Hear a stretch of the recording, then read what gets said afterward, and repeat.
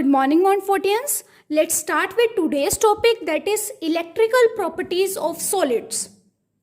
Different types of solids show different electrical conductivity, which varies from as low as 10 raised to the power 20 ohm inverse meter inverse to 10 raised to the power 7 ohm inverse meter inverse.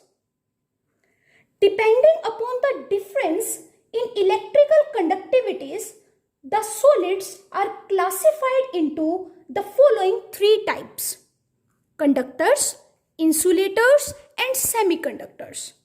So what are conductors?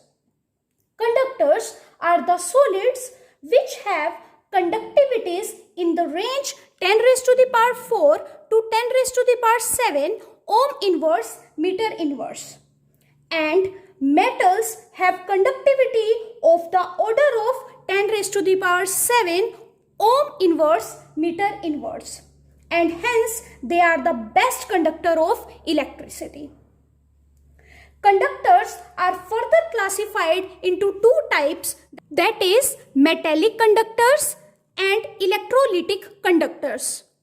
Metallic conductors are also known as electronic conductors because they conduct electricity due to the flow of electrons.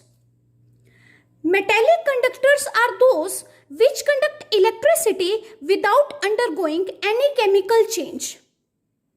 And conductivity of metals decreases with increase in temperature.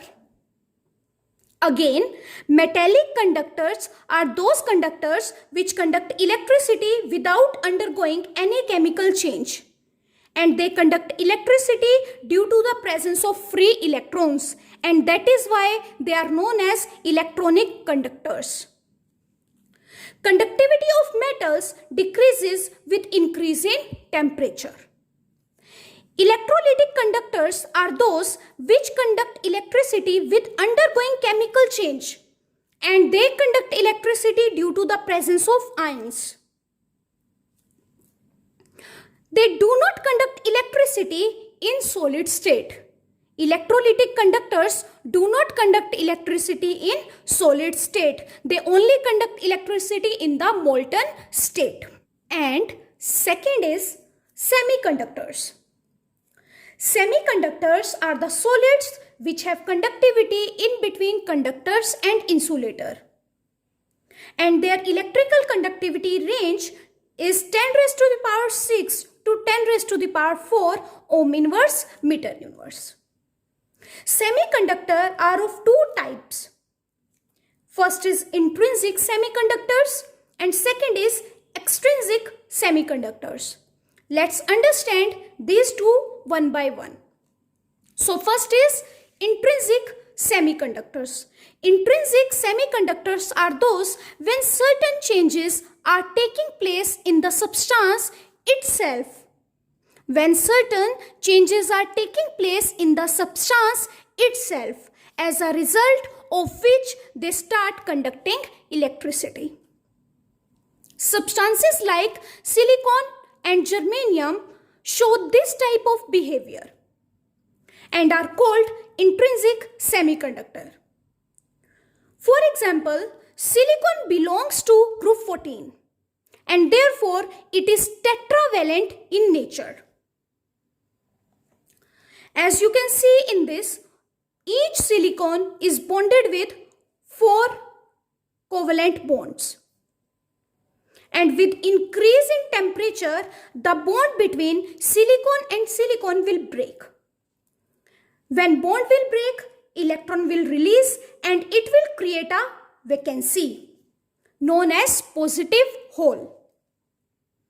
Now, electron will move bond to bond and electrical conductivity will increase. So, we can say intrinsic semiconductor conduct electricity by virtue of increase in temperature.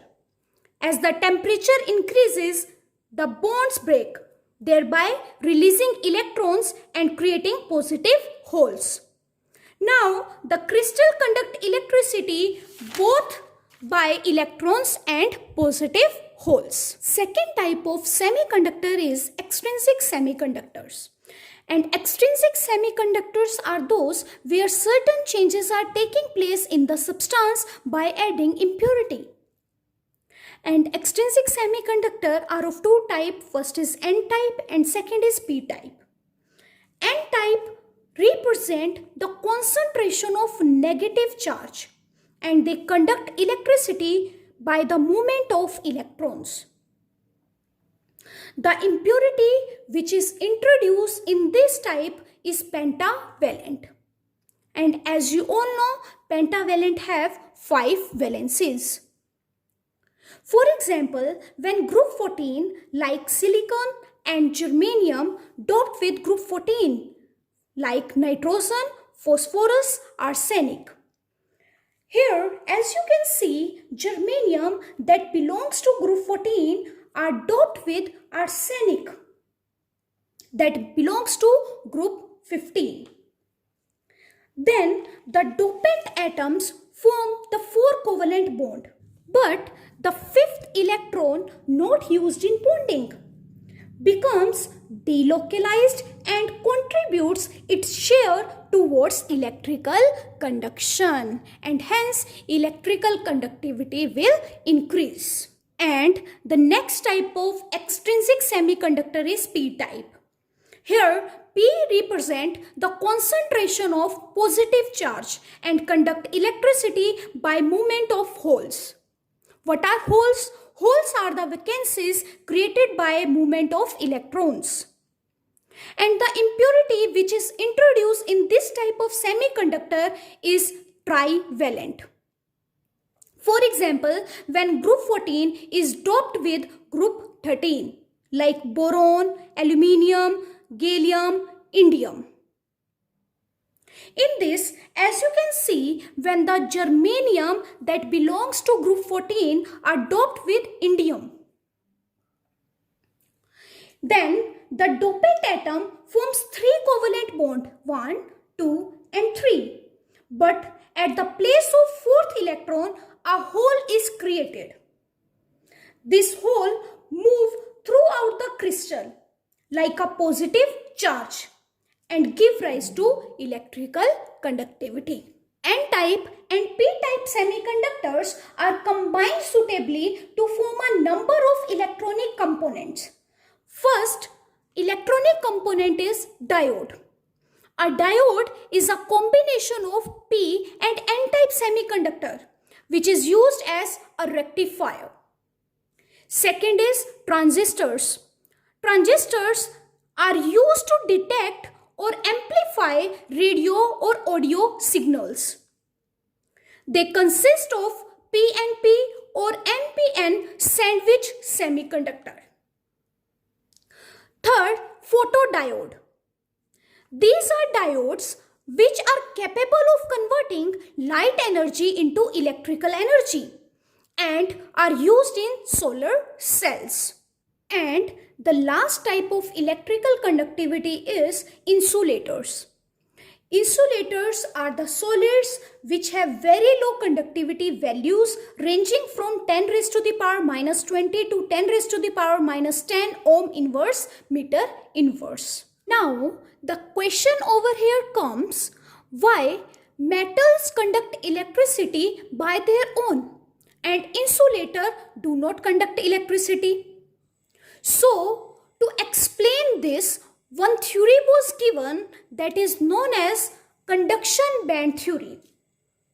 In case of metals, the atomic orbital of metal atom are so close in energy that they overlap to form large number of molecular orbital that are very close in energy. This set of molecular orbital is called a band. For example, in case of lithium, the lower half of molecular orbital is filled, while the upper half is empty. On applying electric current, electrons can move into vacant level and hence electric current can flow. and the band formed by the lower energy valence orbital is known as valence band, and the band formed by the slightly higher energy valence orbital is called conduction band. So we can say in case of metals, the valence band is partially filled and it overlaps with the higher energy of conduction band, and then electrons can easily flow from valence band to conduction band. But with increase in temperature, they may also leave the conduction band, and that is why the conductivity of metal decreases with increase in temperature. Now, in case of semiconductors, there is a small gap between the valence band and conduction band. Some electrons may jump from valence band to conduction band by push, and that is why conductivity of semiconductor increases with increase in temperature. This energy gap between the conduction band and the valence band are also known as forbidden zone.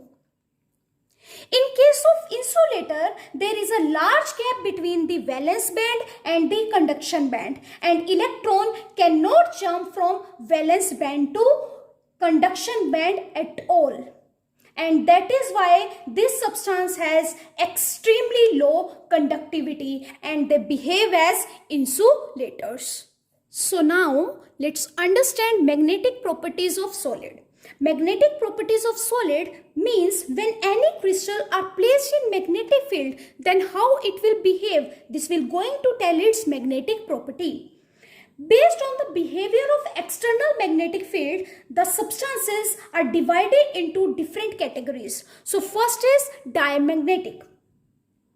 Diamagnetic substances are weakly repelled by the external magnetic field, and the atoms of these substances have all paired up electrons. As pairing of electrons cancel their magnetic moment and they lose their magnetic character. For example, benzene, NaCl have paired electrons or even number of electrons. That is why they are weakly repelled by the magnetic field and they are known as diamagnetic. Second is paramagnetic. Paramagnetic substances are weakly attracted by the external magnetic field. The atoms of these substances have one or more unpaired electrons. Paramagnetism is temporary and is present as long as external magnetic field is present. For example, Fe3 positive, Cr3 positive have odd number of electrons or unpaired number of electrons. So that is why they are weakly attracted by the external magnetic field. Third is ferromagnetic. Ferromagnetic are the substances which are strongly attracted by the external magnetic field. For example, iron. And they are known as permanent magnets because they show permanent magnetism even in the absence of magnetic field.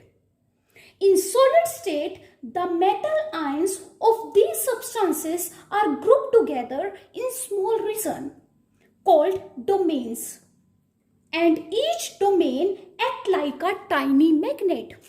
So, on the basis of domains, crystal is classified into three types. First is ferromagnetic.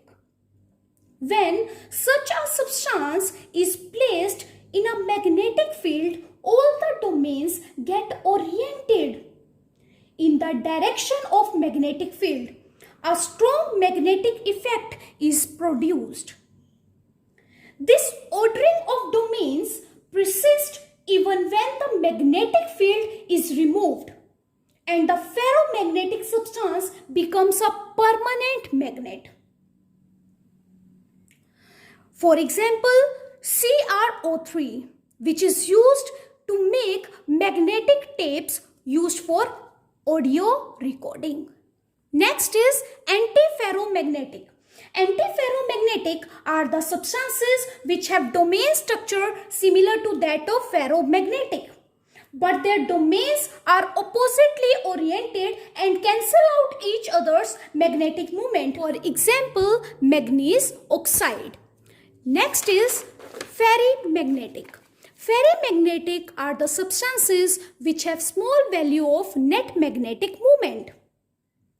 This is due to the unequal number of magnetic moment in polar direction and anti-polar direction. Ferrimagnetic and antiferrimagnetic can change in paramagnetic by increase in temperature. With the increase in temperature, randomization of spin takes place. Randomization means they will change their spin. For example, when V2O5 are heated at a temperature of 750 Kelvin, it will change into paramagnetic due to change in spin at this temperature. And this temperature is known as Curie temperature. So what is Curie temperature? Curie temperature is that temperature at which ferrimagnetic substances convert into paramagnetic substances. So with this, we are completing our chapter. That's all for today. Have a nice day ahead.